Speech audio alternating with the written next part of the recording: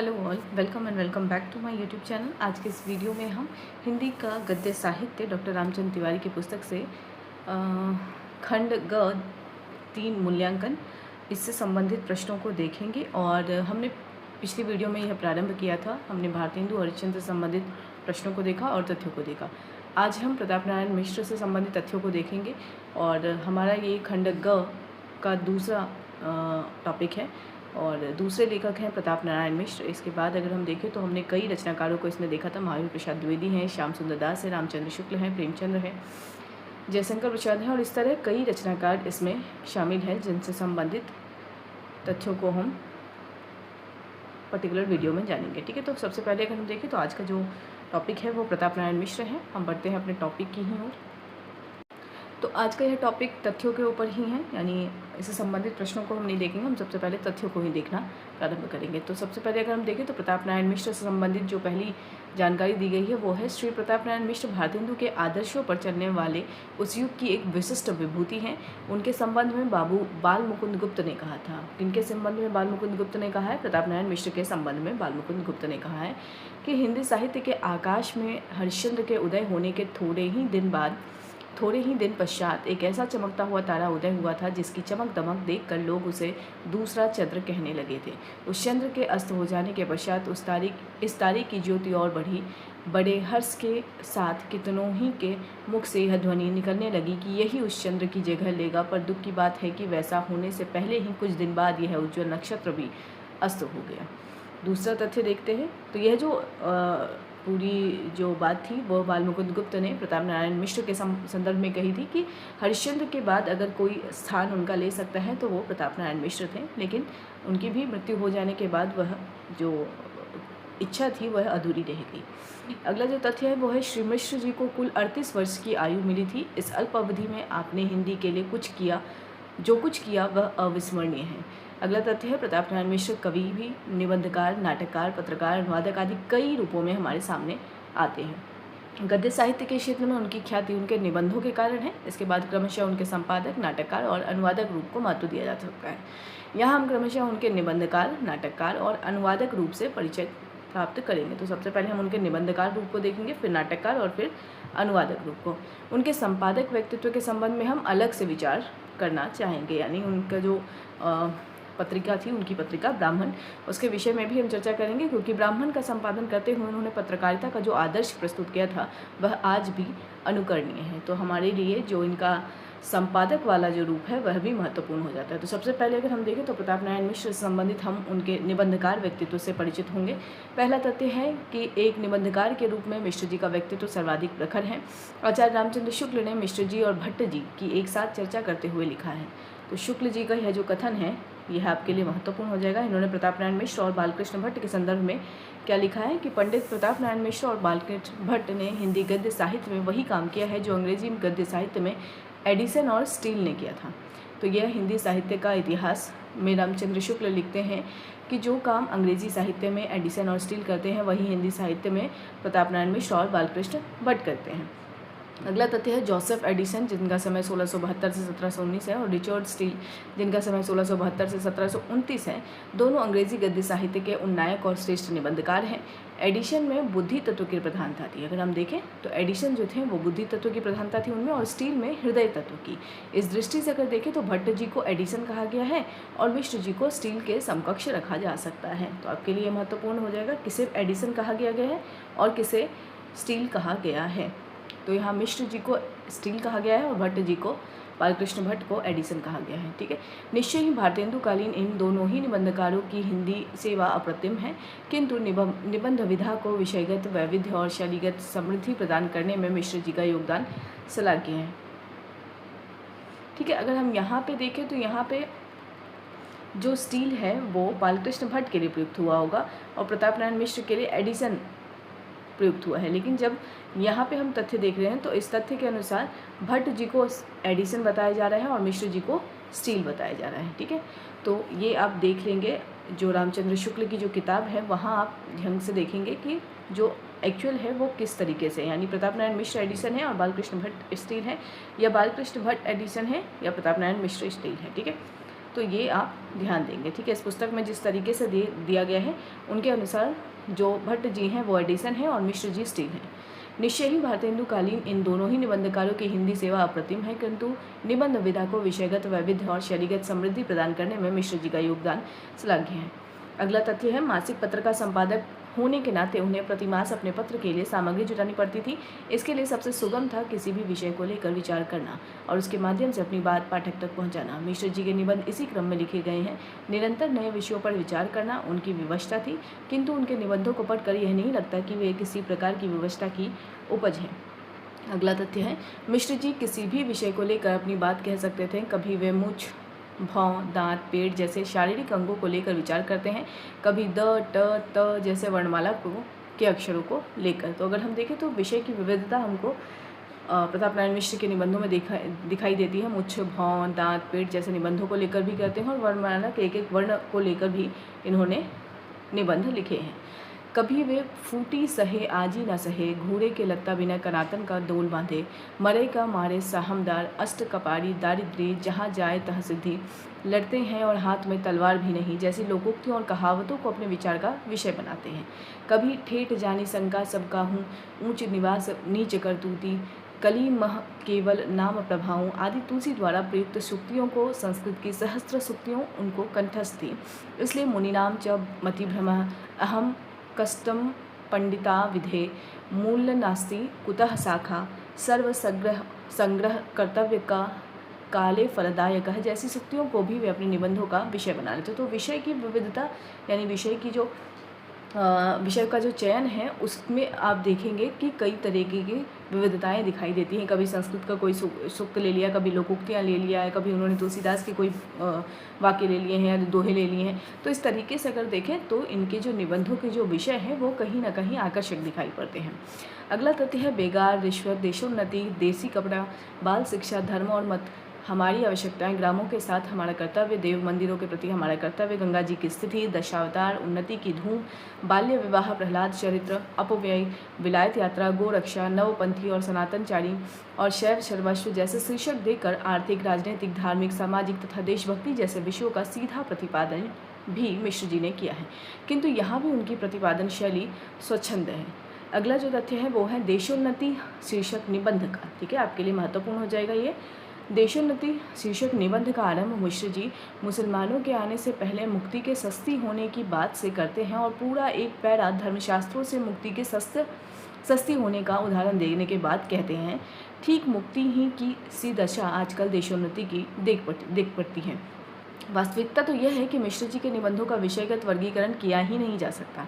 शीर्षक को देखकर यह अनुमान भी नहीं लगाया जा सकता कि उसमें कहा गया है, ठीक है। अगर हम देखें तो जो देशोन्नति निबंध है इसके माध्यम से यह बताया गया है कि यह मिश्र जी इसका आरंभ करते हैं कि मुसलमानों के आने से पहले मुक्ति के सस्ती होने की बात करते हैं और पूरा एक पैरा धर्मशास्त्रों से मुक्ति की सस्ती होने का उदाहरण देकर प्रस्तुत करने लगते हैं। तो इस तरीके से देखें तो उनके निबंधों के शीर्षक से आप यह आकलन नहीं लगा सकते हैं कि यह निबंध पूरी तरीके से उस शीर्षक विशेष पर ही आधारित होगा। उदाहरण के लिए एक और देख लेते हैं निबंध शीर्षक। उदाहरण के लिए मिश्र जी का एक निबंध का शीर्षक है एक, ठीक है, शीर्षक क्या है निबंध का? एक। अब इसका आरंभ करते हुए वे लिखते हैं, इस अनेक रूपात्मक विश्व का कर्ता धर्ता हर्ता परमेश्वर एक है, उसके मिलने का मार्ग प्रेम ही केवल एक है। आदि देव श्री गणेश के दांत एक हैं, उनके शास्त्र का मूल एक है, तथा सत्पुरुष की बात एक है। इस आरंभ को देखकर लगता है कि पूरे निबंध में वे एक संख्या की महत्ता प्रतिपादित करेंगे, किंतु थोड़ा आगे चलकर वे कहते हैं एक का अनेक होना ही नाश का हेतु है। फिर वे एक से एकता पर आ जाते हैं और कहते हैं ऐसा कोई काम नहीं है जो बहुतों की एकता से ना हो सके। इसके बाद उनका रास्ता साफ हो जाता है और वह अपने प्रिय विषय देश की एकता का प्रतिपादन करते हुए कहते हैं, वह देश धन्य है जहाँ एकता की प्रतिष्ठा हो। और अंत में पाठकों से आग्रह करते हैं, आप एक होकर देख लीजिए कि सब कुछ हो सकता है या नहीं। किंतु निबंध का अंत यहाँ नहीं होता। मिश्र जी पूरे वक्तव्य को हास्य का पुट देते हुए कहते हैं, पाठकों, क्या तुम्हें सदा ब्राह्मण के मस्तक पर एक का चिन्ह देख के उसका महत्व कुछ अनुभव होता है? यहाँ पर स्मरणीय है कि ब्राह्मण के मुखपृष्ठ पर, यानी ब्राह्मण जो पत्रिका है उसके मुखपृष्ठ पर सबसे ऊपर अर्धचंद्र बना रहता था और उसके बीच में एक का अंक लिखा रहता था।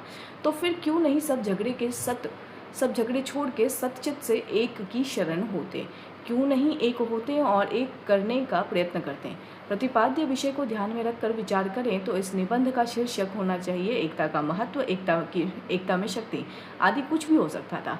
यही स्थिति उनके अन्य निबंधों की भी है, यानी शुरुआत वो एक से कर रहे हैं, लेकिन उस एक के ज़रिए वो अपनी तमाम बातों को भी समेटने की कोशिश कर रहे हैं। ठीक है, तो उसका उदाहरण जो है वो एक निबंध के ज़रिए दिखाई देता है। ठीक है, अगला जो तथ्य है, सामान्यतः यह समझा जाता है कि मिश्र जी ने हास्य व्यंग प्रधान शैली के उपयुक्त चलते फिरते विषयों पर ही विचार किया है, किंतु यह अर्ध सत्य है। उन्होंने न्याय, सत्य, ममता, स्वतंत्रता, आत्मीयता, निर्लिप्तता जैसे अमूर्त विषयों को लेकर अपेक्षाकृत संयमित और गंभीर शैली में भी विचार किया है। इन अमूर्त विषयों के प्रतिपादन में विचार सूत्रों में बिखराव नहीं आने पाया है। बात नपी तुली है। सुचाल शिक्षा के अंतर्गत आने वाले निबंध इसी प्रकार के हैं। तो प्रश्न पूछा जा सकता है कि सुचाल शिक्षा निबंध किनका है, तो प्रताप नारायण मिश्र का है। अगला जो तथ्य है वो है, मिश्र जी की निबंध रचना पद्धति नितांत मौलिक है। निबंध का शीर्षक, आरंभ करने का ढंग, विषय का विस्तार और अंत में सब कुछ को समेटते हुए केंद्रीय तत्व को विश्वसनीय और ग्राह्य बनाकर प्रस्तुत करने की शैली सर्वत्र उनकी मौलिकता झलकती है। कहीं पाठक को संबोधित करते हुए, कहीं किसी प्रतिष्ठित ग्रंथ का कोई वाक्य उद्धृत करते हुए, कहीं किसी महापुरुष द्वारा कथित सिद्धांत वाक्य का उल्लेख करते हुए, कहीं भगवान को धन्यवाद देते हुए, कहीं किसी छंद की पंक्ति विशेष प्रस्तुत करते हुए, कहीं सीधे शीर्षक का महत्व प्रतिपादित करते हुए, कहीं किसी साप्ताहिक या मासिक पत्र के कथन का हवाला देते हुए, कहीं शीर्षक के अनुकूल एक पूरा छंद उद्धृत करते हुए, कहीं शीर्षक की व्याख्या करते हुए, कहीं शीर्षक के उच्चारण के माधुर्य की ओर पाठक का ध्यान आकृष्ट करते हुए, कहीं शीर्षक को उपमेय बनाकर उसको उत्कर्ष देने के लिए किसी उपयुक्त उपमान का विधान करके पाठक को प्रभावित करते हुए, कहीं अपने किसी पुराने लेख का उल्लेख करते हुए, कहीं शीर्षक संबंधी लोक प्रचलित धारणा पर प्रश्न चिन्ह लगाते हुए वे अपने निबंध आरंभ करते हैं। अगला तथ्य है, विषय का विस्तार करने की भी उनकी अपनी पद्धति है। जो बात वे प्रतिपादित करना चाहते हैं उसको प्रामाणिक, महत्वपूर्ण और ग्राह्य सिद्ध करने के प्रयत्न में वे तर्क के बाद तर्क देते चलते हैं। इन तर्कों के मूल में उनकी अपनी सूझ ही प्रधान होती है। बहुश्रुत होने के कारण वे अपने समर्थन में लोक प्रचलित कहावतों तथा संस्कृत, उर्दू, फारसी और अंग्रेजी के सूक्तियों का बार बार हवाला देते हैं। यह क्रम कुछ इस प्रकार चलता है कि पाठक को सोचने का अवसर ही नहीं मिलता है। इस प्रकार विषय का विस्तार करने के बाद वे अंत में मूल बात पर आते हैं और प्रायः अपने निबंधों के शीर्षक को दोहराते हुए उनका अंत करते हैं। अगला तथ्य है, इसके अतिरिक्त अंत में कहीं कहीं वे पाठकों से वर्ण विषय के संबंध में फिर कुछ कहने का वादा करते हुए, कहीं उनसे कही हुई बात को चरितार्थ करने का आग्रह करते हुए, कहीं उन्हें आशीर्वाद देते हुए, कहीं कही हुई बात ना मानने का दुष्परिणाम भुगतने की चेतावनी देते हुए भी देखे जा सकते हैं। मिश्र जी के निबंध बड़े नहीं हैं, प्रायः उनका विस्तार 2-3 पृष्ठों तक है। कुछ ही निबंध 4 या 5 पृष्ठों के होंगे, इसलिए विषय का अधिक विस्तार नहीं हो पाता। ब्राह्मण पत्र का आकार भी निबंधों के छोटे होने का कारण हो सकता है। अगला जो तथ्य है वो है, निबंधकार के रूप में मिश्र जी की सबसे बड़ी विशेषता पाठक वर्ग के साथ उनका तादात्म्य है। वे निबंध के आरंभ में ही पाठक वर्ग को आकृष्ट करते हैं और बीच बीच में कहीं उससे प्रश्न करते हुए, कहीं चुनौती देते हुए, कहीं विश्वास में लेते हुए, कहीं ध्यान आकृष्ट करते हुए, कहीं निवेदन आग्रह करते हुए अंत तक साथ रखते हैं। पाठकों के साथ ही वे अपनी प्रतिपक्षी को भी विस्मृत नहीं करते हैं। अगला तथ्य है, किसी भी समस्या पर विचार करते हुए अपने मत पर स्थिर रहते हैं और प्रतिपक्षी का प्रतिवाद करते चलते हैं। उनका यह प्रतिपक्षी उनके सभी निबंधों में लक्षित किया जा सकता है। इसे हम कहीं अंग्रेजी बाज के रूप में, कहीं मतवादी के रूप में, कहीं कुतर्की के रूप में, कहीं नवपंथी के रूप में, कहीं गुप्त ठग के रूप में, कहीं रिश्वतखोर के रूप में, कहीं स्वदेशी और नागरी विरोधी के रूप में और कहीं शोषक के रूप में लक्षित कर सकते हैं।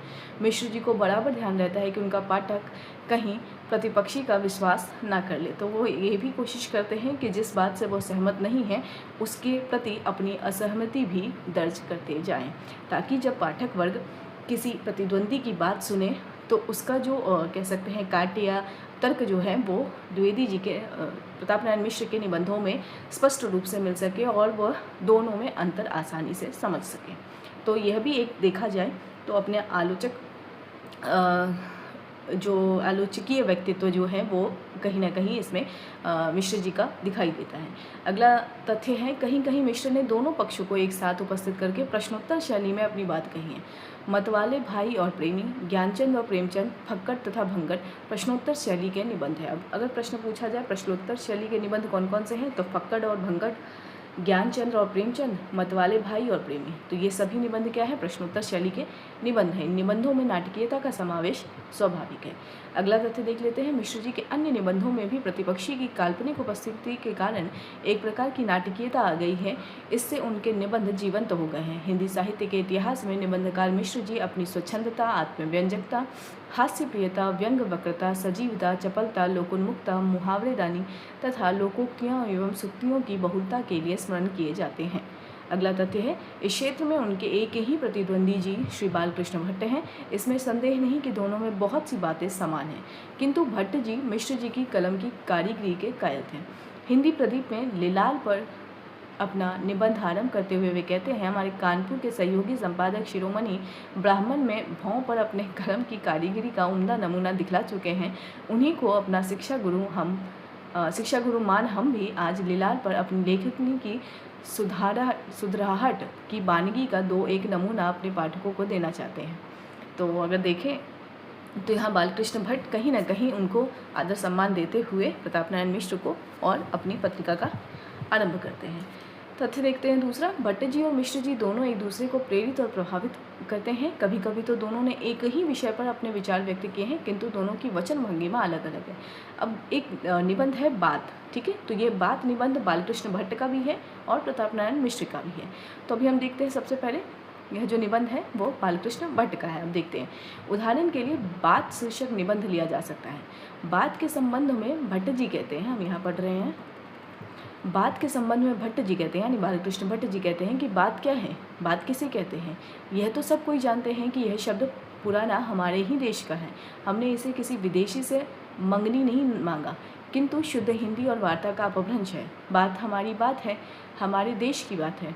बात संसार में बड़ी है, जिसकी बात है उसकी क्या बात है, जिसकी बात नहीं है उसकी क्या बात। ईश्वर करे बात सबकी बनी रहे। बात गई बात नहीं मिलती, बात हार गए बात खा गए, बात दे दी बात देनी पड़ी, बात बिगड़ गई। तो ये जो नमूना है यह बात निबंध के संदर्भ में भट्ट जी का यह नमूना था।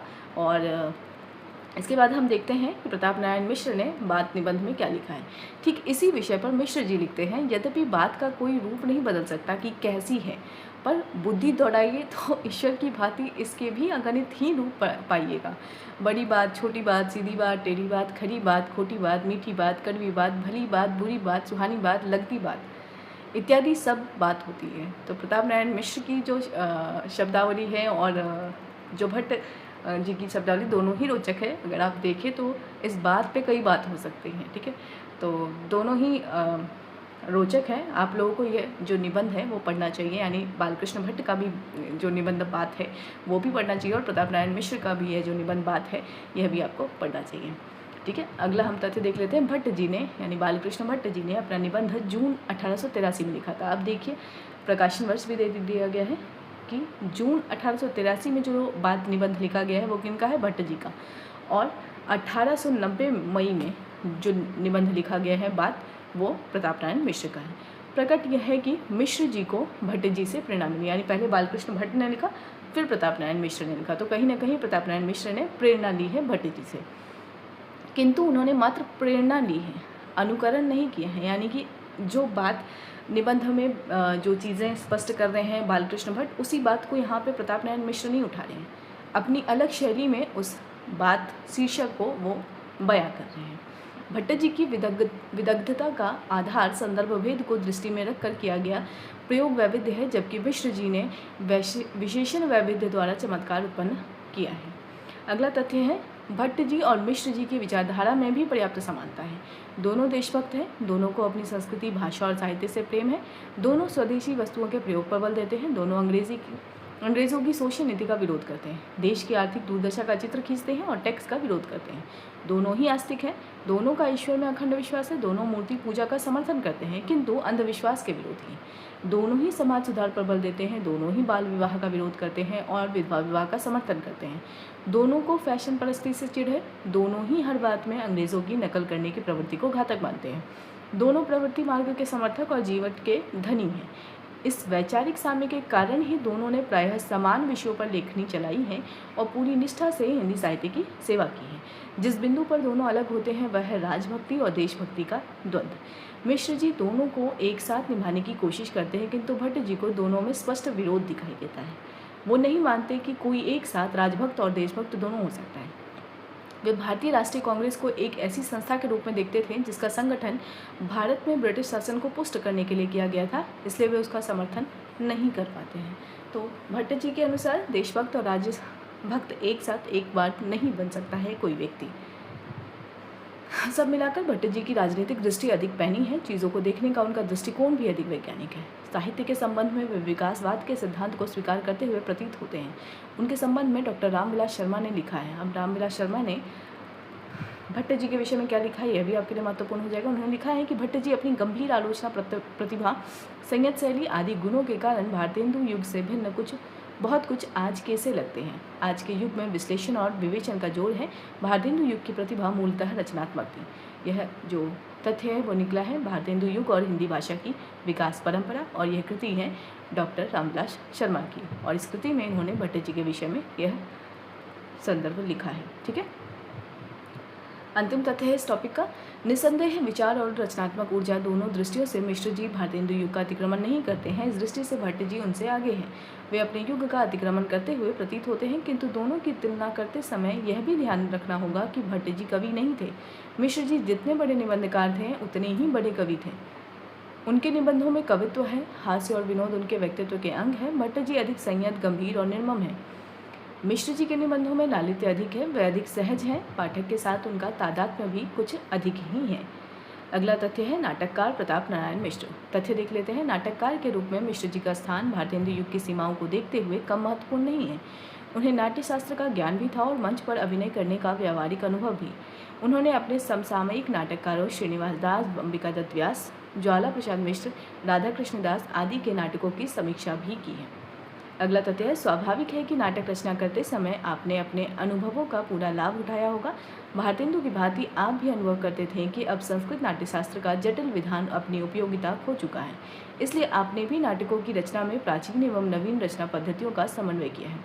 अगला तथ्य उनके हठी हमीर और कलिकौतिक नाटकों में नांदी और भरतवाक्य का प्रयोग तो किया गया ही है, किंतु प्रस्तावना, गर्भांक, प्रवेशक, विष्कंभक आदि की योजनाएं नहीं की गई है। अगला तथ्य है संगीत शाकुंतल में प्रस्तावना, नंदी, भरद्वाज के तीनों का विधान किया गया है, किंतु इसे मिश्र जी ने अपनी ओर से गीत रूपक बनाने की कोशिश की है। इसके नाट्य रूप के संबंध में डॉक्टर रामविलास शर्मा का कहना है, यह तथ्य आपके लिए महत्वपूर्ण हो जाएगा।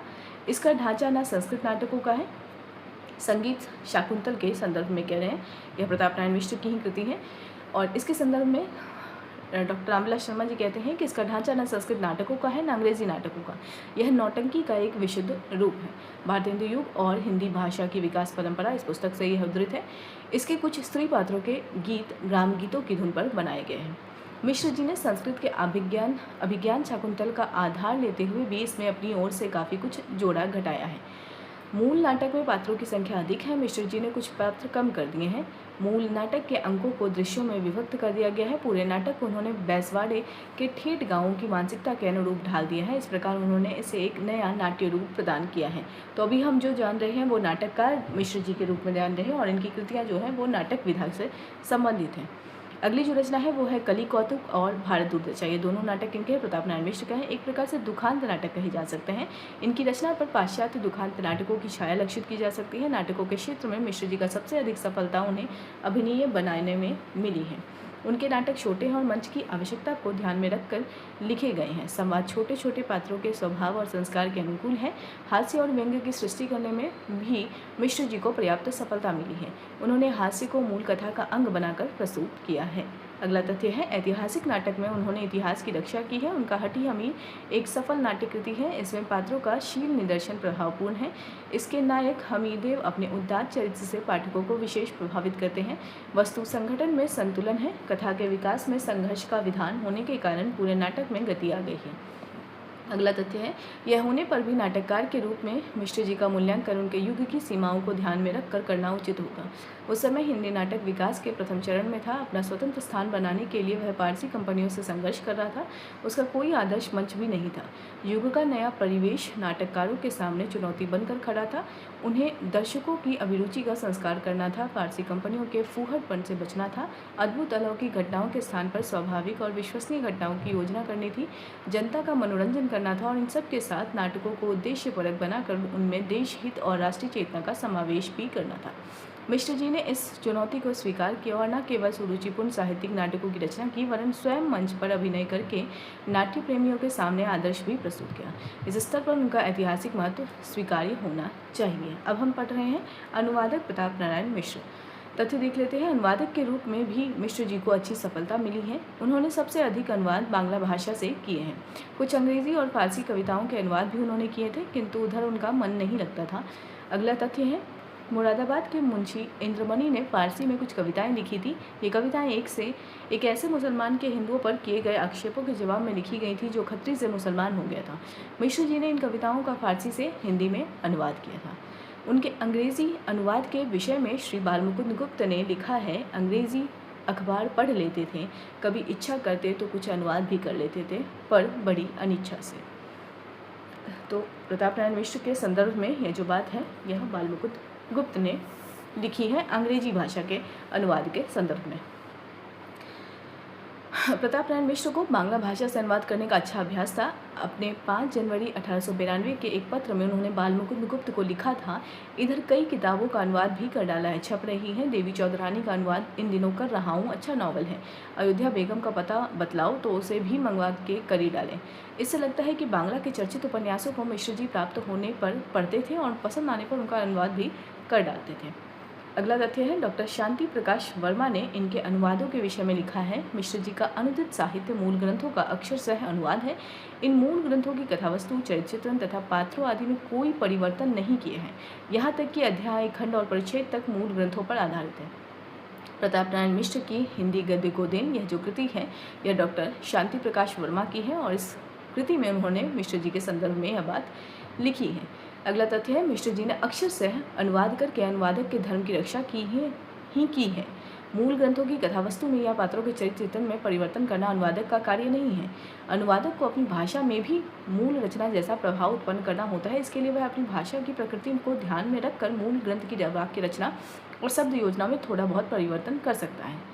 अगला तथ्य है, वर्मा जी ने, यानी हमने जो जाना शांति प्रकाश वर्मा ने मिश्र जी के अक्षरशः अनुवाद का उदाहरण देते हुए कपाल कुंडला की निम्नलिखित पंक्तियाँ और उनका मिश्र जी द्वारा किया गया अनुवाद उद्धृत है। तो अब कपाल कुंडला जो है, यह शायद बांग्ला भाषा का अनुवाद प्रस्तुत किया है। यहाँ पर मिश्र जी ने नोवेल का अनुवाद प्रस्तुत किया है। ठीक है, देखिए, एदिके कापाली गृह मध्य तन तन करिया अनुसंधान करिया, ना खडग ना कपाल कुंडला के देखिते पाइया, संदिग्ध चित्ते सैकते प्रत्यावर्तन करिलो, तथाय आसियो देखिलो जे नव कुमार तथाय नाय, इहाते अत्यंत विस्मय जन्मिल, कियत्कन परई छिन्नलता बंधनेर ऊपर दृष्टि पड़िलो, तखन स्वरूप अनुभूत करित पारिया कापालिक नव कुमारेर अन्वेषणे बाहिर होइलो, किंतु बीजन मध्य पाताल केरा कोनु दिके कोनु पथे गियाछे ताहि स्थिर करा दुह साध्य। अगर हम देखें तो ये बांग्ला भाषा में लिखा गया है। इसका अर्थ यहाँ दिया है, इसका पालिक ने गृह में रत्ती रत्ती अनुसंधान करके और ना खड़ग और ना कपाल कुंडला को देख के संदिग्ध चित्त से सैकत की ओर लौटा। वहाँ देखा कि नवकुमार भी नहीं है। इससे अत्यंत विस्मय हुआ। थोड़ी देर पीछे ही छिन्न लता बंधन के ऊपर दृष्टि पड़ी, तब तो अनुभव करके कापालिक नवकुमार के अन्वेषण में धावित हुआ, किंतु विजन में वह किस मार्ग होकर गया, यह स्थिर करना दुसाध्य था। प्रताप नारायण मिश्र की हिंदी गद्य को देन, ये किसका है? हिंदी गद्य शांति प्रकाश वर्मा का है। ठीक है, तो बांग्ला भाषा का अनुवाद किया है उन्होंने और उसमें जो त्रुटियां हैं उसके विषय में भी यहाँ बताया गया है कि मिश्र जी का उपर्युक्त अनुवाद बहुत अच्छा नहीं है, किंतु उनका दोष यह नहीं है कि उन्होंने अच्छे से अनुवाद किया है। उनका दोष यह है कि उन्होंने वाक्य रचना करते समय हिंदी की प्रकृति का ध्यान नहीं रखा है। उनका पहला वाक्य व्याकरण की दृष्टि से त्रुटिपूर्ण है। इसमें ने का प्रयोग नहीं होना चाहिए था, जैसे यहाँ पे किया गया है इस कपालिक ने, तो यहाँ ने का प्रयोग नहीं होना चाहिए था। एदिके का अनुवाद इधर होना चाहिए, ठीक है, क्योंकि अगर हम बांग्ला में एदिके बोल रहे हैं तो इधर आओ, तो इधर वहाँ पे लिखना चाहिए था मिश्र जी को। यदि मिश्र जी ने पहले वाक्य को तोड़कर 2-3 छोटे छोटे वाक्य बना लिए होते तो भाषा में प्रवाह आ जाता और त्रुटि भी नहीं होती। दूसरे वाक्य में मिश्र जी ने आसिया शब्द छोड़ दिया है। खैर, इससे कोई हानि नहीं हुई है। तीसरा वाक्य फिर त्रुटिपूर्ण है। इससे अत्यंत विस्मय हुआ के स्थान पर इससे कापालिक अत्यंत विस्मित हुआ, या इससे कापालिक के मन में अत्यंत विस्मय उत्पन्न हुआ होना चाहिए था। चौथे वाक्य में अगर हम देखें तो थोड़ी देर पीछे के स्थान पर एक क्षण बाद ही होता तो अच्छा था, एक क्षण बाद, ठीक है। पांचवें वाक्य में स्वरूप शब्द को मिश्र जी ने छोड़ दिया है। तब तो अनुभव करके इस वाक्य खंड से यह प्रश्न उठता है कि क्या अनुभव करके। इसी वाक्य में अन्वेषण में धावित हुआ यह वाक्यांश हिंदी की प्रकृति के अनुकूल नहीं है। इसके स्थान पर खोज में निकल पड़ा होता तो बेहतर होता। अंतिम वाक्य में मिश्र जी ने कोनु दिखे का अनुवाद नहीं किया है। किस दिशा में किस मार्ग से ऐसा लिखते तो अनिश्चय ही संभावना बढ़ जाती है और वाक्य अधिक व्यंजक हो जाता है। यानी उन्होंने कई जो शब्द हैं वो बांग्ला के ही रहने दिए हैं हिंदी में भी। अगला तथ्य है, वास्तव में मिश्र जी धड़ल्ले से निबंध लिखते थे और उसी धड़ल्ले से अनुवाद भी करते जाते थे। उस समय तक हिंदी गद्य का स्वरूप व्याकरण की दृष्टि से स्थिर और परिमार्जित भी नहीं हुआ था, इसलिए इस प्रकार की त्रुटियां स्वाभाविक थी। इस प्रकार की त्रुटियां उस युग के अन्य अनुवादकों में भी लक्षित की जा सकती हैं। जो कुछ भी हो, मिश्र जी द्वारा अनुवादित बंकिम के उपन्यास उस समय लोकप्रिय हुए थे और उन्हें पढ़कर हिंदी भाषी जनता के मन में देश प्रेम की भावना का उदय हुआ था। इन उपन्यासों के प्रति मिश्र जी के आकृष्ट होने का कारण इनमें निहित राष्ट्रीय चेतना ही थी। इस प्रकार अपने अनुवादों के द्वारा श्री मिश्र जी ने हिंदी भाषी जनता के चित्त में देश प्रेम की लहर पैदा करके हिंदी क्षेत्र में राष्ट्रीय चेतना के विकास को गति दी थी। इस दृष्टि से उनके अनुवादों का ऐतिहासिक महत्व है। तो अभी हमने अनुवादक प्रताप नारायण मिश्र के संदर्भ में भी जान लिया। अब हम देखते हैं गद्य शैली इनकी, ठीक है। गद्य शैली के संदर्भ में देख लेते हैं। हिंदी साहित्य को मिश्र जी की सबसे बड़ी देन निबंध विधा है और गद्य शैली की समृद्धि ही है, इसलिए उनके गद्य के स्वरूप पर विचार करना उचित होगा। यह सर्वविदित है कि भारतीय युग का हिंदी गद्य पूर्णतः परिमार्जित और व्याकरणनिष्ठ नहीं है। अगला तथ्य है, गद्य को व्याकरण की दृष्टि से परिष्कृत करने और प्रयोग में एक रूपता लाने की ओर सबसे पहले आचार्य महावीर प्रसाद द्विवेदी ने हिंदी लेखकों का ध्यान नवंबर 1905 ईस्वी की सरस्वती में भाषा और व्याकरण शीर्षक निबंध लिखकर आकृष्ट किया था। भारतेंदु युग में तो किसी गद्य लेखक ने शब्द प्रयोग, यहाँ अगर देखें तो आपके लिए यहाँ पे नवंबर 1905 में सरस्वती में जो भाषा और व्याकरण निबंध आया है, यह भी आपके लिए क्या हो जाएगा, महत्वपूर्ण हो जाएगा कि पहला गद्य जो है वो इस रूप में आया है। भारतेंदु युग में तो किसी गद्य लेखक ने शब्द प्रयोग और वाक्य रचना को निर्दोष बनाने की बात सोची ही नहीं थी। इस युग में एक ही शब्द के कई रूपों, जैसे जाएगा जाएगा, जावेगा जाएगा, घबराहट घबराहट, धोखा धोखा, मुहावरा मुहाविरा का प्रचलन एक साथ मिलता है। वाक्य रचना में लिंग, वचन और कारक संबंधी अनेक प्रकार की त्रुटियां मिलती है। शब्दों के अशुद्ध प्रयोग, वादा विवाद, लावण्यता, माधुर्यता, जात्याभिमान, संसारीय मिलते हैं। वचन की अनेक रूपता अगर हम देखें तो स्त्रियाँ स्त्रियाँ, राजे राजाओं देखी जा सकती हैं। पूर्वकालिक क्रिया रूपों की रचना में जहाँ आज कर का प्रयोग होता है, वहाँ उस समय प्रायः यह लिखा जाता है, जैसे दिखा कर के स्थान पर दिखाए, जाकर के स्थान पर जाए आदि। ले दे के स्थान पर लय दे, करना के स्थान पर किया, होना के स्थान पर हुआ जैसे प्रयोग लोग सहज भाव से करते थे। अगला तथ्य है, मिश्र जी की भाषा में ये सभी त्रुटियां मिलती हैं। उनकी वाक्य रचना में भी लिंग, वचन, कारक संबंधी अनेक दोष लक्षित किए जा सकते हैं।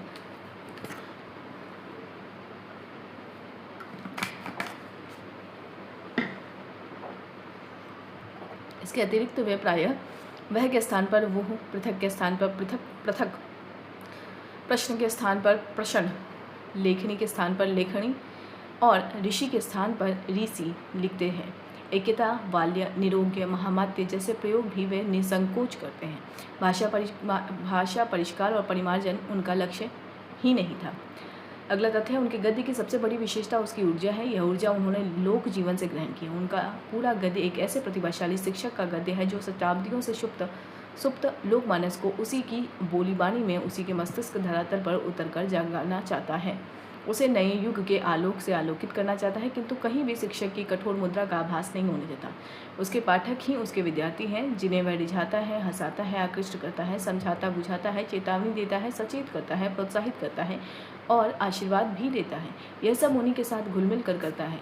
उनसे एक पल के लिए भी वह अलग नहीं होना चाहता। इसके लिए वह उन्हीं के शब्द, उन्हीं के मुहावरे, उन्हीं के द्वारा बार बार प्रयुक्त होने वाली कहावतें तथा उन्हीं का लहजा प्रयोग में लाता है।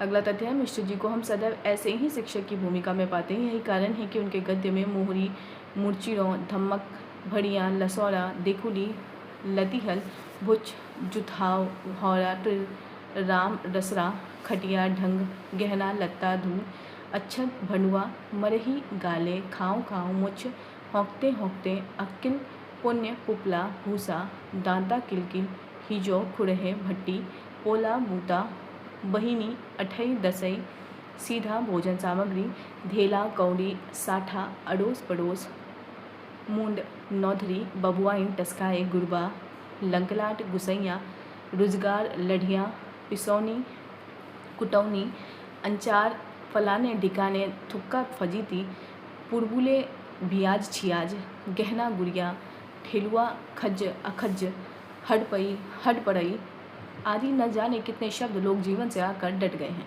इनका प्रयोग करते हुए वे ठीक वैसी ही भंगिमा और मुद्रा भी धारण कर लेते हैं जैसे कोई ठेठ भैंसवाड़े का किसान अपने लोगों को समझाने बुझाने के समय धारण करता है।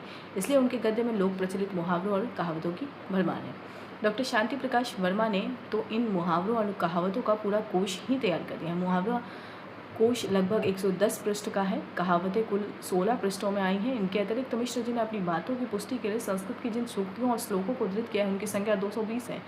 उर्दू और फारसी की सूक्तियाँ कुल 66 हैं। इस प्रकार उन्होंने अपने गद्य को समृद्ध किया है। यह समृद्धि मुख्यतः अभिव्यंजन और शैली की समृद्धि है। लोक जीवन से गृहित शब्दों, मुहावरों, कहावतों तथा संस्कृत, हिंदी, उर्दू, फारसी और अंग्रेजी से गृहित सूक्तियों ने उनकी भाषा को अत्यंत व्यंजक और लोचदार बना दिया है और उनके बहुआयामी व्यक्तित्व ने उनकी शैली को विरल और विशिष्ट है। हिंदी साहित्य में शैली की दृष्टि से निबंधों के वर्गीकरण वर्णनात्मक, विवरणात्मक, विचारात्मक, भावात्मक, कथात्मक आदि की जो परंपरा है उसके आधार पर मिश्र के शैली वैशिष्ट्य को पूरी तरह नहीं समझा जा सकता। कहने के लिए तो उन्होंने होली, रथ यात्रा, भौं, मुछ, दांत, युवावस्था आदि ऐसे कई विषय पर लिखा है जिनका शैली वर्णनात्मक समझी जा सकती है, किंतु कहीं भी उनका वर्णन क्रमबद्ध या विषय प्रधान नहीं है। इसी प्रकार कांग्रेस के प्रयाग अधिवेशन की जो झलक उन्होंने प्रस्तुत की है उसे विवरणात्मक मान सकते हैं, किंतु यह विवरण भी वस्तुओं और घटनाओं की स्थिति का सूचक न होकर पूर्णतः प्रभावी व्यंजक है। मिश्र जी में स्वच्छंदता और मनमौजीपन अवश्य है, किंतु वह ऐसा नहीं है कि उन्हें आवेग में बहा ले जाए और अब वे अपने गंतव्य भूल कर कहीं से कहीं पहुँच जाएँ। इसलिए शुद्ध भावात्मक निबंध भी उन्होंने बहुत कम लिखे हैं। भारतेंदु हरिश्चंद्र और वाजिद अली शाह की मृत्यु पर उन्होंने जो शोकोद्गार व्यक्त किए हैं उन्हें भावात्मक अवश्य कहा जा सकता है। इसी प्रकार सुचाल शिक्षा, फिर से आ गया है सुचाल शिक्षा। इसके अंतर्गत आने वाले कुछ निबंधों हैं जैसे मनोयोग है, निर्लिप्तता है, मिताचरण है, निजत्व है, आत्मगौरव है, आत्मीयता है, संलग्न आदि को छोड़कर शुद्ध विचारात्मक निबंध भी उन्होंने नहीं लिखे हैं। तत्व के तत्व में अंग्रेजी बाजों की भूल है। धर्म और मत, प्रेम और एवं परोधर्म जैसे कुछ निबंध विचारात्मक कहे जा सकते हैं। तो यह जो निबंध है यह भी सुचाल शिक्षा के अंतर्गत आएंगे, किंतु इनमें भी विचारों की गहनता, व्याप्ति, क्रमबद्धता के स्थान पर विषय विवेचन में मिश्र जी की अपनी रुचि ही निर्णायक बन गई है। वस्तुतः उनकी स्वच्छंदता, वाक्पटुता, व्यंग विनोद प्रियता, प्रत्युत्पन्नमतित्व, चमत्कार प्रियता, न्याय निष्ठा, संवेदनशीलता, दृढ़ता, उदारता, सहजता, स्पष्टवादिता, लोकोन्मुखता तथा जात्याभिमान और देशानुराग उनके निबंधों में संश्लिष्ट रूप से सर्वत्र विद्यमान है। इसलिए उनकी शैली विरल और विशिष्ट है। उनके निबंधों में कवित्व, कथ्यात्मकता, नाटकीयता आदि अन्य विधाओं के तत्व भी विद्यमान हैं। इन सब ने मिलकर उनकी निबंध शैली को अप्रतिम बना दिया है। उनके बाद बाबू बाल मुकुंद गुप्त, सरदार पूर्ण सिंह, पंडित चंद्रधर शर्मा गुलेरी, पंडित पदम सिंह शर्मा, आचार्य हजारी प्रसाद द्विवेदी आदि अनेक आत्मव्यंजक निबंधकारों ने हिंदी गद्य शैली को समृद्ध किया है, किंतु व्यंजना का यह संश्लिष्ट विधान और बातचीत का वह आत्मीय लहजा मिश्र जी के साथ ही चला गया। इनकी शैली की विशेषता लक्षित करते हुए डॉक्टर रामविलास शर्मा ने कहा है कि भारतेंदु युग के अन्य किसी लेखक ने अपनी लेखनी को जीव की तरह इतना नहीं चलाया। अन्य किसी लेखक ने पाठक से इतनी आत्मीयता से और इतनी ज़्यादा बातचीत नहीं की है और कोई भी लेखक अपनी भाषा को उतनी सरपट नहीं दोहरा सका है जितनी प्रताप नारायण मिश्र ने। भारतेंदु युग में भी और किसी की हिंदी ग्रामीण बोलियों के इतना निकट नहीं आ पाई हैं। मैं इसमें इतना ही जोड़ना चाहूँगा कि भारतेंदु युग के बाद भी अन्य किसी गद्य लेखक की भाषा में यह विशेषताएं लक्षित नहीं होती हैं। इन्हीं विशेषताओं के कारण मिश्र जी का गद्य आज भी महत्वपूर्ण और मूल्यवान है। तो गद्य शैली के की जो विशेषता है प्रताप नारायण मिश्र के निबंधों की या उनके नाटकों की या अनुवादों में, उसको हमने जाना इस तथ्य के माध्यम से। आखिरी टॉपिक है पत्रकारिता का आदर्श और ब्राह्मण का संपादन। तथ्य है पंडित प्रताप नारायण मिश्र ने ब्राह्मण का संपादन मार्च 1883 से आरंभ किया था। महत्वपूर्ण तथ्य है इसके पूर्व भारतीय हिंदू हिंदी पत्रकारिता को एक निश्चित रूप दे चुके थे।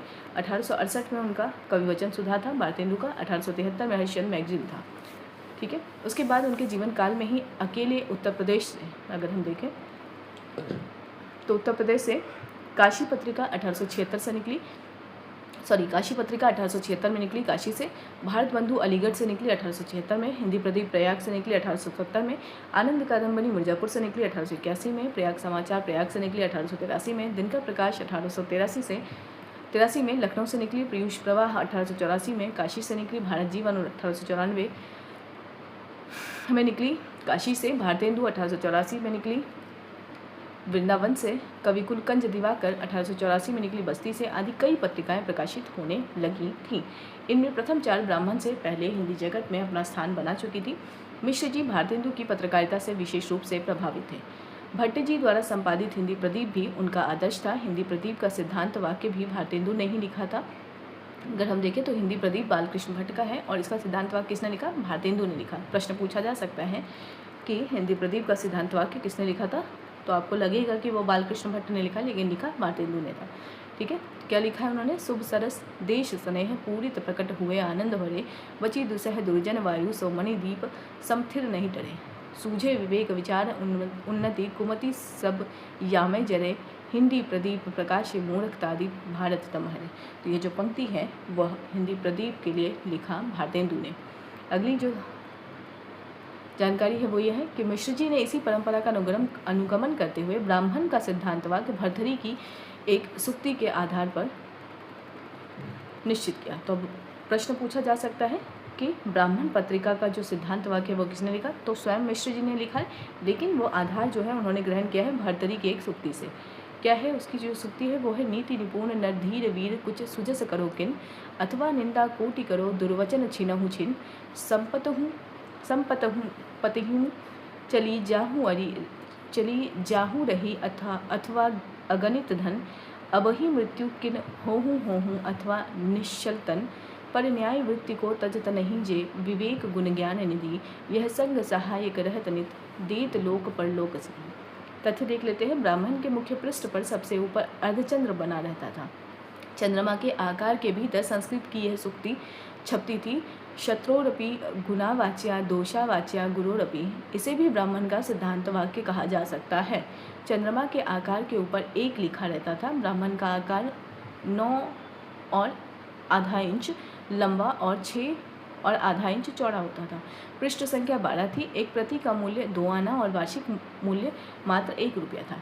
इसके स्तंभों में थोड़ा बहुत परिवर्तन होता था। प्रथम अंक में प्रस्तावना, प्रेरित पत्र, स्थानीय समाचार तथा विज्ञापन मात्र 4 स्तंभ होते थे। ठीक है, प्रथम अंक में सिर्फ 4 स्तंभ होते थे। बाद के अंकों में कुछ साहित्यिक रचनाएं, सामयिक विषयों पर टिप्पणियाँ तथा समालोचना आदि स्तंभ बढ़ा दिए गए।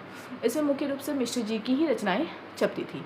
अब इस संबंध में यानी मिश्र जी की ही रचना छपती थी उस पत्रिका में, तो इस संबंध में विजय शंकर मल्ल क्या लिखते हैं? विजय शंकर मल्ल लिखते हैं, अधिकतर रचनाएं पंडित प्रताप नारायण मिश्र की ही रहती थी। श्री राधा कृष्ण दास, बालकृष्ण भट्ट और पंडित श्रीधर पाठक भी कभी कभी इसमें लिखते थे।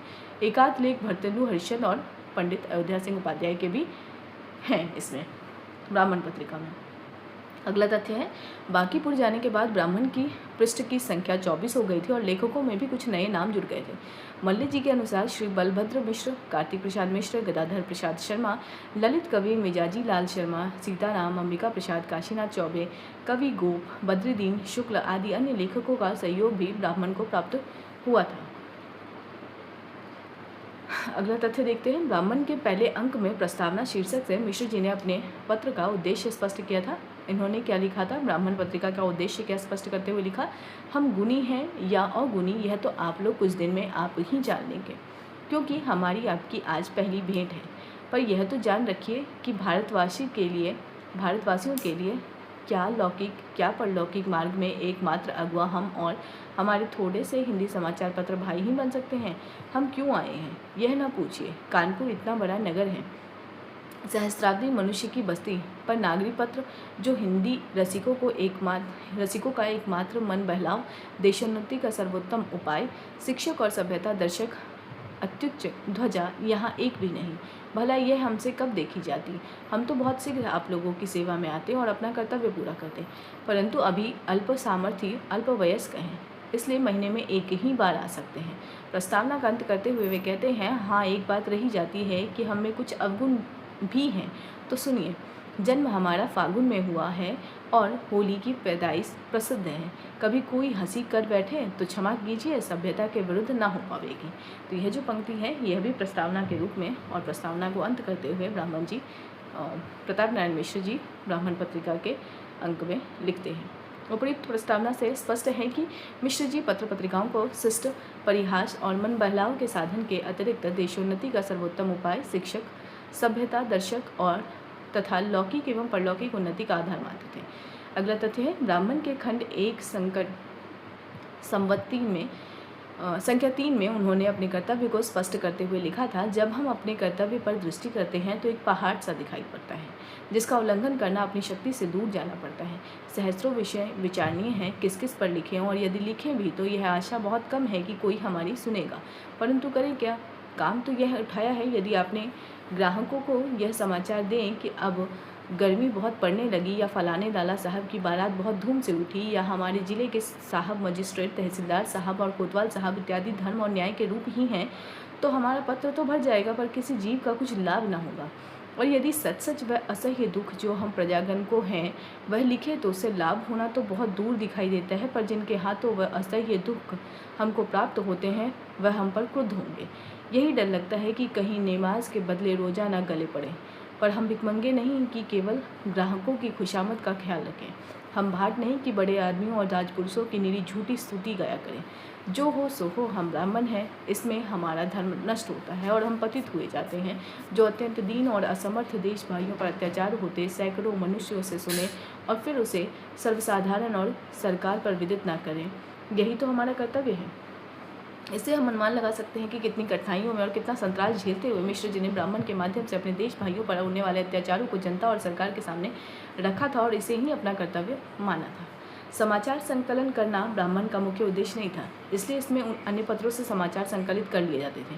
समाचार देश विदेश सभी जगह के होते थे। मिश्र जी समाचारों को कथात्मक बनाकर प्रस्तुत करते थे। यदि उन्हें यह समाचार देना होता कि 22 जून को कलकत्ते के पास ड्राइवर की सावधानी से एक बुढ़िया रेल के नीचे से आने से बाल बाल बच गई, तो वो इस प्रकार प्रस्तुत करते थे। 22 जून को दोपहर पीछे एक वृद्ध स्त्री रेलवे लाइन पर नाजरा और मुगरा के मध्य में कलकत्ते के पास ही चली जाती थी। स्त्री ने सीटी की आवाज़ नहीं सुनी और उसके पीछे साउथ ईस्टर्न स्टेट रेलवे गाड़ी चली आती थी। निदान देसी ड्राइवर की पूरी खबरदारी और होशियारी से इंजन ठहराया गया। कहते हैं कि इंजन से 4 फीट आगे बुढ़िया रह गई थी। उस समय इंजन को देखते ही बुढ़िया के होश उड़ गए और कदम ना पड़ सका। यह चौथी बार है कि इस देसी ड्राइवर ने मनुष्य की जान बचाई है। उपर्युक्त समाचार में कथात्मक शैली के अतिरिक्त एक बात और विचारणीय है। मिश्र जी ने देसी ड्राइवर पर विशेष बल दिया है। वे यह प्रकट करना चाहते हैं कि देसी ड्राइवर में दक्षता और मनोसूचित दयालुता दोनों है। यदि ड्राइवर विदेशी होता तो बुढ़िया की जान शायद ही बचती। इस प्रकार वे अपने देश के लोगों की छोटी छोटी अच्छी बातों में भी जातीय गौरव का अनुभव करते थे और दूसरों को भी कराना चाहते थे। उन्होंने अपने पत्र द्वारा निरंतर समाज को शिक्षित करने का प्रयत्न किया है। लोगों की मानसिकता को बदलने की एड़ी चोटी का पसीना एक कर दिया और अपने पत्र की प्रस्तावना को सार्थक प्रमाणित किया है। अगला तथ्य है, ब्राह्मण ने न्यायपथ पर दृढ़ रहने का व्रत लिया था। वह कभी इससे विचलित नहीं हुआ। उसने पीड़ितों का पक्ष लिया। पीड़ित कोई भी हो, स्त्री हो, चाहे बालक हो, मजदूर हो, चाहे मध्य वर्ग का बाबू, यदि उसके साथ कहीं कोई अन्याय हुआ है तो ब्राह्मण ने आवाज़ उठाई है। ब्राह्मण के प्रत्येक अंक में मिश्र जी समाज हित में कुछ न कुछ अवश्य लिखते थे। समाज की छोटी छोटी बातों पर भी उनकी दृष्टि जाती थी। कभी वे लोगों से चेचक का टीका लगवाने की अपील करते थे, कभी मुक्ति की चिंता करने वालों को सत्कर्म करने का उपदेश देते थे, कभी कभी पौराणिक शब्द का तर्कसिद्ध बुद्धिग्राही अर्थ समझाते थे, कभी अनाथ बालकों के सहायतार्थ समाज के संपन्न लोगों को अनाथालयों के अर्थदान की प्रेरणा देते थे, कभी युवकों की अकर्मण्यता पर व्यंग करते थे, कभी धर्मों की ओर से कुतर्की को जवाब देते थे, कभी देसी कपड़े के व्यवहार के लिए लोगों से आग्रह करते थे, कभी थोड़ी अंग्रेजी पढ़कर बाबूगिरी के लिए भटकने वालों की भर्त्सना करते थे, कभी बाल विवाह की बुराइयों का उल्लेख करके उसका विरोध करते थे। कभी पाठकों को समझाते थे कि इस संसार से अलग स्वर्ग और नरक कुछ नहीं है। कभी ईसाइयों के धर्म प्रचार का विरोध करते थे। कभी गोरक्षा के लिए हिंदू भाइयों को प्रेरित और उत्साहित करते थे। कभी सरकारी महकमों और दफ्तरों, विशेषतः रेल विभाग में बढ़ती हुई रिश्वतखोरी की निंदा करते थे। कभी जुआ खेलने की आदत को सभी बुराइयों की जड़ सिद्ध करके उसका विरोध करते थे। कभी देशोद्धारकों को गाँव में जाकर गाँव वालों को यह समझाने की प्रेरणा देते थे कि थानेदार साहब लाट नहीं है जो बात बात में तुम्हें धमका कर मनमाना व्यवहार करें। राजस्व दे चुकने के बाद किसी को कुछ देना उचित नहीं है। तुम्हारे घर की स्त्रियां बकरी भेड़ नहीं है। सब बातों में उनका भी उतना ही अधिकार है जितना तुम्हारा है। और घर में कन्या का जन्म होना अभाग्य सूचक नहीं है। कभी अपने पाठकों को ऐसे ठगों से सावधान करते थे जो अपने स्वार्थ के लिए बनावटी संस्थाओं की स्थापना करके उनमें अपने रिश्तेदारों को सभी महत्वपूर्ण पदों पर बैठा देते हैं और चिकनी चुपड़ी बातें करके लोगों से चंदा वसूल करते हैं। पॉइंट है, मिश्र जी अपने पाठकों को निरंतर यह समझाने की कोशिश करते थे कि अंग्रेज देश का धन लूट रहे हैं। इनकम टैक्स शीर्षक टिप्पणी में वे कहते हैं, अब हमारा यह सिद्धांत सत्य होने में किसी को कुछ संदेह न होगा कि जितना दरिद्र मुसलमानों के 700 वर्ष के प्रचंड शासन द्वारा न फैला था, उतना वरंच उससे अत्यधिक इस नीतिमय राज्य में विस्तृत है। ब्राह्मण खंड के 3 में और संख्या 12 में वो इनकम टैक्स शीर्षक टिप्पणी में यह बात लिखते हैं। ठीक है, तो अगर प्रश्न पूछा जाए पंक्ति कहाँ से उद्धृत है तो यह किसके द्वारा लिखित है, तो प्रताप नारायण मिश्र द्वारा। अगला जो तथ्य है वो है उन्नति की धूम शीर्षक निबंध में। उन्नति की धूम शीर्षक निबंध में वे उत्तर प्रदेश के औद्योगिक नगरों की गरीबी का चित्र खींचते हुए कहते हैं, अभी वह लोग सैकड़ों नहीं सहस्रों जीते हैं जो देख चुके हैं कि लखनऊ, मिर्ज़ापुर, फर्रुखाबाद आदि नगरों में थोड़े ही दिन हुए कि आतों पहर कंचन बरसता था और बड़ी बड़ी दूर के लोग आकर सहस्रों कमा ले जाते थे। किंतु अब यहाँ जिस बाजार को देखिए भाई भाई होती है। सहस्रों निवासी घर छोड़ छाड़ नगरांतर को चल दिए हैं और सैकड़ों घर ऐसे दिखाई देते हैं जिन्हें देख के बोध होता है कि इनमें कोई बहुकुटुंबी महाधानी निवास करते थे, पर आज अंगनाई में घास उगती है और कौवे कुत्ते रहते हैं। अगला जो तथ्य है वो है, संपादक के रूप में मिश्र जी यह भी अनुभव करते हैं कि निरी सिधाई से कुछ होने वाला नहीं है। वे देशवासियों से कहते हैं, अपने धन, बल, विद्या, जाति, भूमि, मान, गौरव आदि के रक्षणार्थ छल बल सभी कर्तव्य हैं। सदा सर्वदा भकुआ बना रहना ठीक नहीं। स्मरण रहे कि ठेठ जानी शंका सब काहूँ, सुनी समझऊँ मानहूँ पतिया हूँ। अगला तथ्य है, वे देशभक्ति के अभाव को भारतीयों की निर्बलता का सबसे बड़ा कारण समझते थे।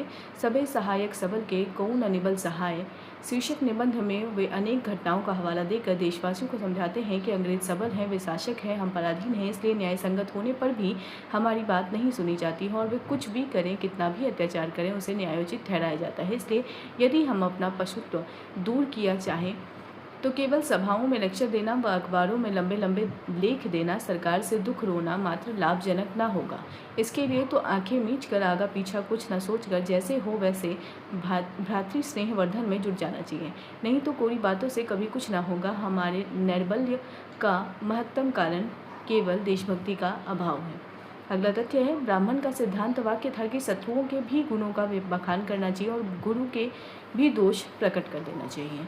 अगला तथ्य है, इसका अनुसरण करते हुए मिश्र जी ने श्रीयुत A.O.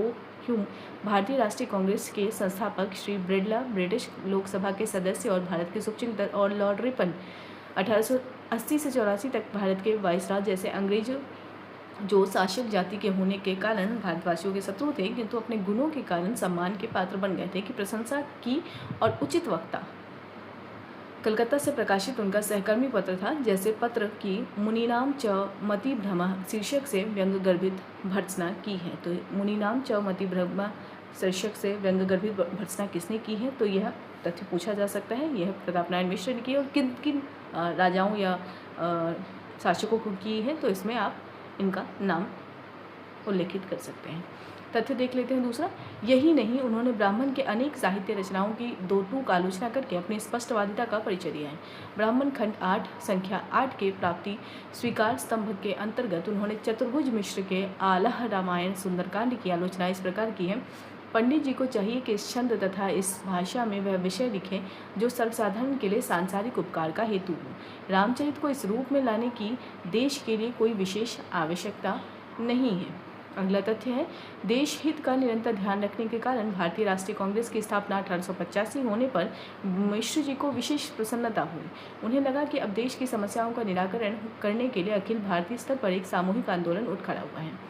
अगला तथ्य, उन्होंने ब्राह्मण खंड 5 संख्या 6 में कांग्रेस की जय शीर्षक लगभग 3 पृष्ठों की प्रशंसापरक टिप्पणी लिखी थी। मिश्र जी को हार्दिक प्रसन्नता इस बात से हुई थी कि इस अवसर पर पूरा देश एकता का प्रतीक बनकर एक जगह एकत्र हो गया था। उन्होंने लिखा, आह, इस अवसर पर जिसने प्रयाग की शोभा न देखी उसने कुछ न किया।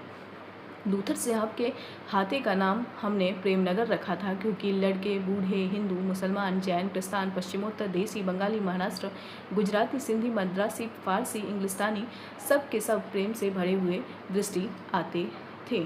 उन्हें यह संस्था साक्षात दुर्गा का रूप प्रतीत हुई क्योंकि जैसे दुर्गा जी देवानाम दिव्य गुण विशिष्टानाम तेजो राशि समुद्र भव थी, उसी प्रकार यह कांग्रेस भी देश हितैषी देव प्रकृति की स्नेह शक्ति से आविर्भूत हुई थी। इससे हम यह भली भांति अनुभव कर सकते हैं कि मिश्र जी की दृष्टि देश में घटित होने वाली राष्ट्रहित की प्रत्येक घटना पर केंद्रित थी। अगला तथ्य, भारतीय राष्ट्रीय कांग्रेस के साथ ही सामाजिक सुधारों के लिए सोशल कॉन्फ्रेंस की स्थापना, सर डब्ल्यू वेटर बर्न का कांग्रेस का अध्यक्ष होना, सुरेंद्र नाथ बनर्जी की देश सेवा, एल्बर्ट बिल शिक्षा कमीशन, ब्रडला साहब का आगमन, उनकी मृत्यु, स्वामी दयानंद की मृत्यु, भारतेंदु हरिश्चंद्र की मृत्यु, स्वामी भास्करानंद की मृत्यु और केशव चंद्र सेन की मृत्यु, इन सभी घटनाओं का उल्लेख उन्होंने भाव विभोर होकर किया है। यही नहीं, विदेश में घटित होने वाली घटनाओं जिनका संबंध भारत के हित अहित से था पर भी वे सतर्क निगाह रखते थे। अगला तथ्य है, ब्राह्मण खंड 3 संख्या 3 में रूस और मूस शीर्षक टिप्पणी में उन्होंने रूसियों के भारत आक्रमण की संभावना की चर्चा की है और अपनी हास्य व्यंग्य प्रधान शैली में मूसों यानी चूहों के आक्रमण को रूसियों के आक्रमण से अधिक खतरनाक बताया है। मिश्र जी की यह सतर्कता उस स्तर की नहीं थी जिस स्तर की भारतेंदु की थी। अगला तथ्य है, भारतेंदु अपने समय की प्रत्येक महत्वपूर्ण घटना का सूक्ष्म अध्ययन करके उसके संबंध में अपनी राय कायम करते थे। 1870 ईस्वी में फ्रांस और जर्मनी के बीच होने वाले युद्ध से वे भलीभांति परिचित थे। उनकी सहानुभूति फ्रांस से थी। वे युद्ध के पूरे उतार चढ़ाव का ब्यौरा कवि वचन सुधा में प्रकाशित करते थे। अमेरिकी स्वतंत्रता संग्राम से भी वे अच्छी तरह परिचित थे और उनसे प्रेरणा उन्होंने ली थी। मिश्र जी सतर्क जरूर थे किंतु सुनी हुई बातों पर भी विश्वास कर लेते थे। वे रूस के आक्रमण की धमकी का उल्लेख तो करते हैं किंतु उसे गंभीरता से नहीं लेते हैं। वे मूस को रूस से अधिक खतरनाक सिद्ध करने में जुट जाते हैं। जहाँ तक देश और समाज हित का प्रश्न है, ब्राह्मण की चिंता अपने समय के किसी भी अन्य पत्र से कम नहीं थी। अगला तथ्य है, मिश्र जी ब्राह्मण को पाक्षिक बनाना चाहते थे। उन्होंने खंड 1 संख्या 11 में लिखा था, दूसरे वर्ष से जो 1000 ग्राहक हो गए तो इसे 15 दिन में प्रकाश करने का विचार है, पर अफसोस बहुतेरे सज्जनों ने इसका मूल्य आज तक नहीं भेजा। मिश्र जी को यह शिकायत बराबर बनी रही। ब्राह्मण कभी आर्थिक कठिनाइयों से मुक्त नहीं हुआ। खंड 3 संख्या 5 में उन्होंने विज्ञापन निकाला, दाता जजमान हमारे पाठक अनुग्राहक, 4 महीने हो चुके ब्राह्मण की सुधि लेव, गंगा माई जे करे हमें दक्षिणा देव। खंड 3 संख्या 8 में उन्होंने प्रकाशित किया, हरि गंगा 8 मास बीते जजमाना, अब तो करो दक्षिणा दान। खंड 3 संख्या 12 और खंड 4 संख्या 1 में उन्होंने अपने रोगग्रस्त होने की सूचना प्रकाशित करके ग्राहकों से चंदा देने का आग्रह किया। खंड 5 खंड 3 में उन्होंने अपने मित्रों से ब्राह्मण की 10-10 5-5 प्रतियां बेचने का आग्रह किया। इसी प्रकार खंड 6 संख्या 10 और खंड 7 संख्या 3 में भी उन्होंने ग्राहकों और मित्रों से सहायता की अपील की है। खंड 7 संख्या 6 में उन्होंने निरंतर होने वाले घाटे का उल्लेख करके ब्राह्मण के बंद हुए लिखा होने की संभावना प्रकट की। खंड 7 संख्या 12 में उन्होंने अंतिम संभाषण प्रकाशित करते हुए लिखा, दरो दीवार पे हसरत से नज़र करते हैं, खुश रहो अहले वतन हम तो सफ़र करते हैं। तो यह पंक्ति ब्राह्मण में खंड 7 में प्रकाशित हुई है। और इसके बाद खंड 8 संख्या 1 से ब्राह्मण के प्रकाशन का दायित्व तो खड़गविलास प्रेस बांकीपुर के स्वामी बाबू रामदीन सिंह ने ले लिया। इस अंक में नव संभाषण शीर्षक के अंतर्गत मिश्र जी ने लिखा, अब हम पूर्ण रूप से निर्द्वंद हो गए, अतः अपनी सामर्थ्य भर इस पुनर्जीवित ब्राह्मण को, मेंढक प्रसिद्ध है कि मेंढक गर्मियों में मर जाते हैं और वर्षा में फिर जी उठते हैं, कि नई टर्टर करने वाला ना बनावेंगे, किंतु मृत्युंजय मंत्र की भांति देश के शारीरिक मानसिक और सामाजिक रोग दोषादि को दूर करने वाला सिद्ध कर दिखावेंगे। पर कब? जब लोग भी ध्यान दें कि पढ़ेंगे और इसके प्रचार का पूर्ण उद्योग करते रहेंगे तथा समय समय पर सुंदर लेख भी भेजते रहेंगे। अगला तथ्य प्रकट है कि अपने प्रकाशन वर्ष से ही ब्राह्मण अर्थाभाव का अनुभव करने लगा था। मिश्र जी ने अपने जीवन के बल पर उसे 7 वर्षों तक जीवित रखा और जब 8वें वर्ष में बाबू रामदीन सिंह की कृपा से इसे नया जीवन मिला तो भारमुक्त होकर उन्होंने राहत की सांस ली और फिर इसके माध्यम से देश सेवा का व्रत लिया। रुग्ण होने पर भी वे ब्राह्मण का संपादन करते रहे। ब्राह्मण कब तक निकलता रहा इसकी निश्चित सूचना नहीं है। इस संबंध में डॉक्टर विजय शंकर मल्ल लिखते हैं, ठीक है, आपके लिए यह भी कथन महत्वपूर्ण है।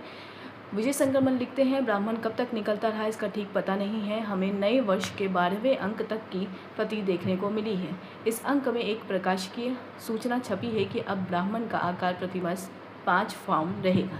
वार्षिक चंदा भी बढ़कर 1 रुपया 6 आना कर दिया गया है। प्रताप नारायण मिश्र की मृत्यु जुलाई सन 1894 में हुई, अतः उनके संपादकत्व में निकलने वाली यही अंतिम अंक है, इतना तो निश्चित है। सुनते हैं मिश्र जी की मृत्यु के बाद भी कुछ दिनों तक किसी तरह ब्राह्मण चलता रहा।